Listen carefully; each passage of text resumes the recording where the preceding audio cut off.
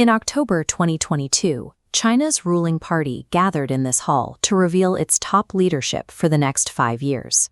Xi Jinping walked out first, securing a third term and ending the 2-term limit policy that had restricted every leader for the previous 30 years.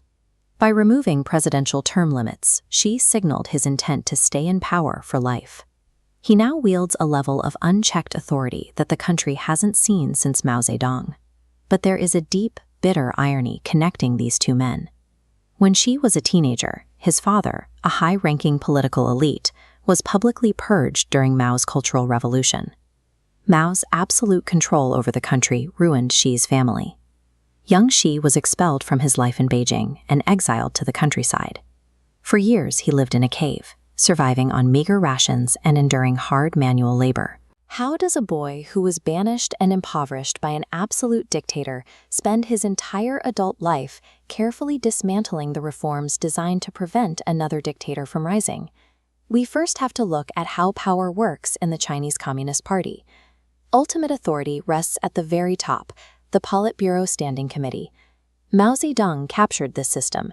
He sat alone at the top, holding command over the party and the military. He embedded his own ideology directly into the party's guiding principles. This meant his personal policy decisions could not be challenged by anyone in the government. With no mechanisms to check his authority, Mao pushed through flawed policies that resulted in nationwide famines and the Cultural Revolution, campaigns that cost tens of millions of lives. Even those closest to Mao were at risk. To protect his position, he constantly purged high-ranking officials, creating a government defined by absolute paranoia. Mao's reign proved that when a centralized system lacks checks and balances, it will consume its own people to protect the supreme leader. When Mao died, his successor, Deng Xiaoping, inherited a broken state. He immediately set out to rehabilitate the veteran officials who had been exiled and repair the government. To prevent another dictatorship, the party mandated a system of collective leadership, dividing top positions among different people to ensure no one person held total control. Deng stepped away from the daily operations of the state. He focused instead on opening China's borders and establishing economic ties with the West. This decentralized approach sparked 30 years of economic growth and rising living standards, a period known as the Deng era. The party elites believed they had solved the problem of autocracy by engineering a system where no single person held all the levers of power. While other politicians competed for influence in Beijing, Xi Jinping left the capital to work in poor rural provinces. For 17 years, he worked out of the spotlight. He built a reputation as a hard-working party loyalist while quietly developing a support base among military leaders stationed in the provinces. By 2007, party leaders were looking for a successor who wouldn't challenge the collective leadership. Seeing Xi's quiet resume, they promoted him to the Politburo Standing Committee. It was a fatal miscalculation.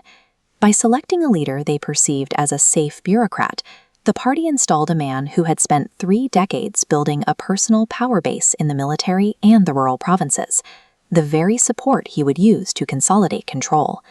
As soon as Xi took power in 2012, he launched a massive anti-corruption campaign. The drive was a targeted purge. By accusing his opponents of taking bribes, Xi managed to eliminate hundreds of senior political rivals and military officers. As those seats opened up, Xi filled the vacancies with his own loyalists. He had effectively captured the collective leadership of the Politburo Standing Committee.